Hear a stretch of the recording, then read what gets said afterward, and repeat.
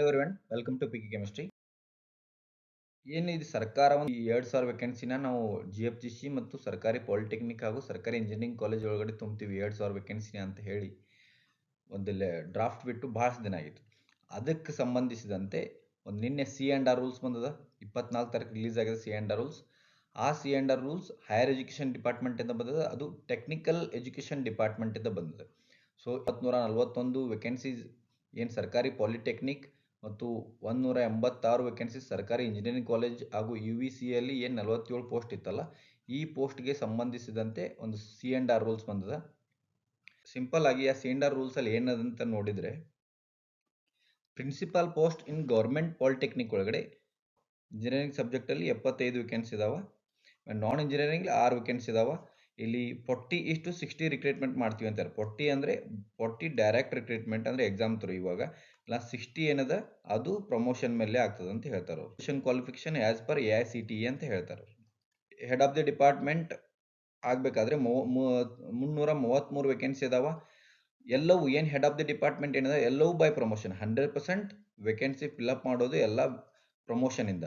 There is no direct recruitment ಇರೋದಿಲ್ಲ. ಎಲ್ಲ 100% promotion ಮೇಲೆ ಆಗ್ತದೆ ಅಂತ ಹೇಳ್ತಾರೆ ಅವರು. ನೆಕ್ಸ್ಟ್ ಏನದ, ಇದು ಇಂಪಾರ್ಟೆಂಟ್ ಅದ, assistant professor in engineering college ಒಳಗಡೆ ಇಲ್ಲಿ ಏನದ 95% ಡೈರೆಕ್ಟ್ ರಿಕ್ರೂಟ್ಮೆಂಟ್ ಅಂಡ್ 5% ಪ್ರಮೋಷನ್ ಅದ.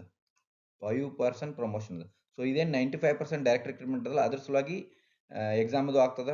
ಫಾರ್ ಡೈರೆಕ್ಟ್ ರಿಕ್ರೂಟ್ಮೆಂಟ್ ಏನಂತ ಹೇಳಿದ್ರೆ must have a qualification as per AICTE ನೀವು as per the AICTE qualification ಇರಬೇಕು ಅಂತ ಹೇಳ್ತಾರೆ.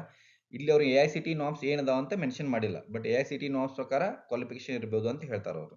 This is important. ಇಲ್ಲಿ ಅವರು ಮೆನ್ಷನ್ ಮಾಡ್ಯಾರ 305 ವೇಕೆನ್ಸಿ ಅದಾವ total engineering subject and 54 vacancies non engineering subject ಅಂದ್ರೆ ಜಿಯಾಲಜಿ ಬರ್ತದ, ಇಂಗ್ಲೀಷ್ 9 ವೇಕೆನ್ಸಿ ಅದಾವ, ಮ್ಯಾಥಮೆಟಿಕ್ಸ್ 18 ಅದಾವ, ಫಿಸಿಕ್ಸ್ 9 ಮತ್ತು ಕೆಮಿಸ್ಟ್ರಿ 9 ವೇಕೆನ್ಸಿ ಅದಾವ ಅಂತ ಹೇಳ್ತಾರೆ. ಬಟ್ ಇವೆಲ್ಲ FD ದಿಂದ ಅಪ್ರೂವಲ್ ಸಿಕ್ಕಿದೆಲ್ಲ ಮೆನ್ಷನ್ ಮಾಡಿಲ್ಲ ಅವ್ರು. ನೆಕ್ಸ್ಟ್ ಅಂದ್ರೆ ಡಿಪ್ಲೊಮಾ ಕಾಲೇಜ್ ನೋಡಿದ್ರೆ lecturer in engineering subject in polytechnics, assistant professor in engineering college as well lecture in polytechnic. Basics is same, salary same ಅದ ಅಲ್ಲಿ as per AICTE.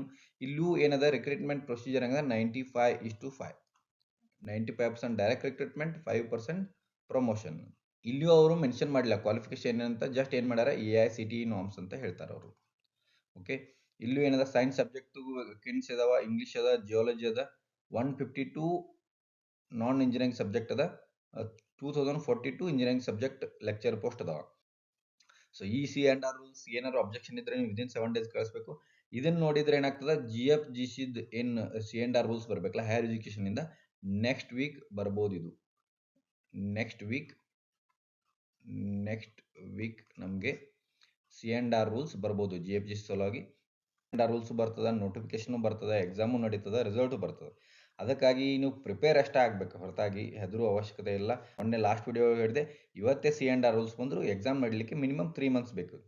So notification ಆಗಬೇಕು, application ಹಾಕ್ಲಿಕ್ಕೆ time ಸಿಗಬೇಕು, ಏನೂ problem ಇರಬಾರ್ದು. ಈಗ ನೋಡ್ರಿ PC ಇದು ಓಪನ್ ಆಗಿದೆ, ಬಟ್ PC ಅಪ್ಲಿಕೇಶನ್ ತೊಗೊಳತ್ತಿಲ್ಲ, ಪ್ರಾಬ್ಲಮ್ ಅದ. ಹಿಂಗೆ ಏನಾದರೂ ಪ್ರಾಬ್ಲಮ್ ಬರ್ತಾವ, ಅದಕ್ಕೆ ಮಿನಿಮಮ್ 3 months ಅಂತೂ ಬೇಕಾಗ್ತದೆ. ಮಿನಿಮಮ್ 3 months ಎಕ್ಸಾಮ್ಗೆ ಬೇಕಾಗ್ತದೆ. ಸೊ ಇವತ್ತೇ C&R ರೂಲ್ಸ್ ಬಂದ್ರೆ ನಾಳೆ ಎಕ್ಸಾಮ್ ಇರೋದಿಲ್ಲ.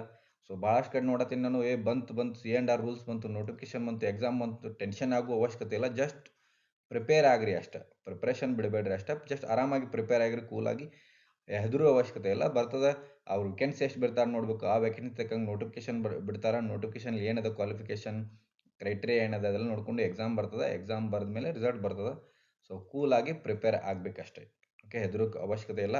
ಮತ್ತು ಭಾಳ ಜನ ಕೇಳ್ತೀರಿ ಕೆಸೆಟ್ ಅಂತ ಏನು, ಕೆಸೆಟ್ ಆದ್ಮೇಲೆ ಆಗ್ತದೆ ಇಲ್ಲೋ ಏನೋ ಅಂತ. ಇಫ್ ಯಾರಿಗೆ ಕೆಸೆಟ್ ಆಗಿಲ್ಲಲ್ಲ, ಮೀನ್ಸ್ ಯಾರಿಗೆ ಎಲಿಜಿಬಿಲಿಟಿ ಇಲ್ಲಲ್ಲ, ನೀವು AP ತಲೆ ಕೆಡಿಸ್ಕೊಳ್ಳೋ ಅವಶ್ಯಕತೆ ಇಲ್ಲ. You should get the minimum qualification ಏನದ, ಮೀನ್ಸ್ ಎಲಿಜಿಬಿಲಿಟಿ ಏನದ, ಎಲಿಜಿಬಿಲಿಟಿ ತಗೊಳ್ಳೋ ಸಲ ವಿಚಾರ ಮಾಡ್ಬೇಕು. ಕೆಸೆಟ್ ಆಗ್ಲಿಕ್ಕೆ ಪ್ರಿಪೇರ್ ಆಗ್ರಿ. ಬಿಫೋರ್ ಕರಿಬೋದು, ನಾ ಹೇಳಿದೆ ಲಾಸ್ಟ್ ಟೈಮ್ ಪ್ರೊಬ್ಯಾಬಿಲಿಟಿ ಹೇಳಿದ್ದೆ ನಾನು. ಕೆಸೆಟ್ ಆದ್ಮೇಲೆ ಕರಿಬೋದು, ಬಿಫೋರ್ ಕರಿಬೋದು. ಈಗ ನಿನ್ನೆ ಹೇಳಿದಾರೆ ಬೇಗ ವಿದಿನ್ 6 months ಮುಗಿಸ್ಕೊಡ್ರಿ ರಿಕ್ರೂಟ್ಮೆಂಟ್ ಅಂತೇಳಿ. ಹಾಗಾದ್ರೆ AP ಫಸ್ಟ್ ಆಗ್ಬೋದು. ಬಟ್ ಒಂದು ಸೈಡ್ ನೋಡಿದ್ರೆ ಕೆಸೆಟ್ ಆದ್ಮೇಲೂ ಆಗ್ಬೋದು. ಸೊ ಹೆಂಗಾಗ್ತದೆ ಆಗಲಿ, ನಿಮ್ಗೆ ಎಲಿಜಿಬಿಲಿಟಿ ಇಲ್ಲ ಅಂದರೆ ಫಸ್ಟ್ ಕೆಸೆಟ್ ಕ್ಲಿಯರ್ ಮಾಡ್ಕೊಳಕ್ಕೆ ಟ್ರೈ ಮಾಡ್ರಿ. AP ಮೊದಲಾಗಿತ್ತಂದ್ರೆ ಅಪ್ಲೈ ಮಾಡಕ್ಕೆ ಬರೋದಿಲ್ಲ. ಬಟ್ ಆದಮೇಲೆ ಐತಂದ್ರೆ ನಿಮ್ಗೊಂದು ಅಪರ್ಚುನಿಟಿ ಚಲೋ ಇರ್ತದೆ. ಕೆಸೆಟ್ ಪ್ರಿಪೇರ್ ಆಗಿದ್ರಂದ್ರೆ, ಕೆಸೆಟ್ ಆಗಿತ್ತಂದ್ರೆ. ಅದು ಇಂಜಿನಿಯರಿಂಗ್ ಸಬ್ಜೆಕ್ಟ್ ಬಗ್ಗೆ ಕೇಳತ್ತಿದ್ರಿ ನೀವು, ಏನು ಅಂತ AICTE ನಾರ್ಮ್ಸ್ ಅಂತ ಅಷ್ಟೇ ಅನ್ನತ್ತಾರ. ಡಿಪ್ಲೊಮಾ ಕಾಲೇಜ್ ಒಳಗಡೆ BE ಬೇಕು, ಅಂದ್ assistant professor in engineering college ಬೇಕಾದ್ರೆ ಎಮ್.ಟೆಕ್ ಬೇಕಾಗ್ತದೆ ಅಷ್ಟೇ. ಓಕೆ, ಇದು ಆ್ಯಸ್ ಪರ್ AICTE ನಾರ್ಮ್ಸ್ ಅಂತ ಅನಿಸ್ತದೆ. ಬಟ್ ನಾ ಅದೇ ಹೇಳಿದ್ನೆ, ಎಲ್ಲಾನು ಗೊತ್ತಾಗೋದು ಯಾವಾಗ ಅಂದರೆ ನಿಮ್ಗೆ ನೋಟಿಫಿಕೇಶನ್ ಬಂದ ಮೇಲೆ ಎಷ್ಟು ವೇಕೆನ್ಸಿ ಇದೆ, ಕ್ವಾಲಿಫಿಕೇಶನ್ ಏನು ಬೇಕು, ಏನಿದೆ ಎಲ್ಲ ಗೊತ್ತಾಗ್ತದೆ. ಓಕೆ, ಏನಾದರೂ ಜೆನ್ಯೂನ್ ಆಗಿ ಏನಾದರೂ ಇನ್ಫಾರ್ಮೇಷನ್ ಇತ್ತಂದರೆ ನಾನು ಈ ಯೂಟ್ಯೂಬ್ ಚಾನಲ್ ಹಾಕಿರ್ತೀನಿ.